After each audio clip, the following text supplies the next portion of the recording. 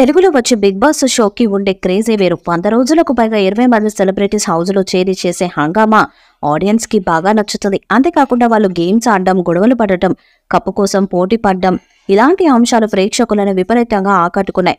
అందుకే గత 7 సీజన్స్ గా ఈ షోని సూపర్ హిట్ చేస్తూ వస్తున్నారు. ఇప్పుడు 8వ సీజన్ కి నిర్వాహకులు అన్ని సిద్ధం చేస్తున్నారు. త్వరలోనే సీజన్ 8 స్టార్ట్ కాబోతున్నట్టుగా సమాచారం. దానికోసం కంటెస్టెంట్స్ ని కూడా రెడీ చేస్తున్నట్టుగా తెలుస్తున్నది.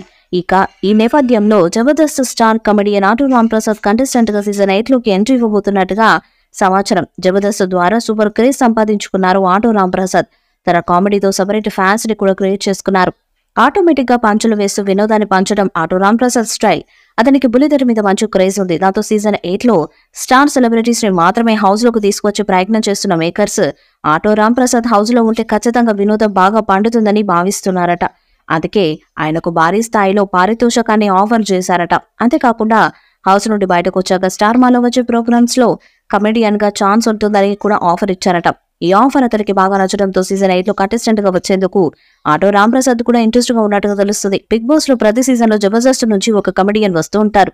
గతంలో కూడా ధనాధన్ రణరాజ్, అవినాష్, చలాకి చంటి, ఫైమా లాంటి జబర్దస్త్ కమెడియన్స్ బిగ్ బాస్ లో సందడి చేశారు. ఇప్పుడు సీజన్ 8 లో ఆటో రాంప్రసాద్ వస్తారని తెలుస్తుంది. అతను వస్తే హౌస్ లో వినోదం పండుతుంది.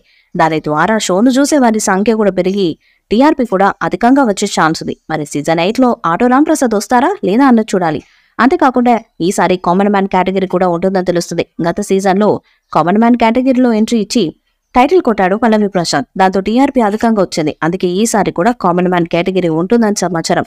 ఇక సీజన్ 8 కి కూడా నాగార్జున గారు హోస్ట్ గా వస్తారని తెలుస్తుంది. కానీ ఈసారి సీజన్ 8 ని త్వరగా స్టార్ట్ చేయాలని నాకు చెప్పినట్టుగా సమాచారం.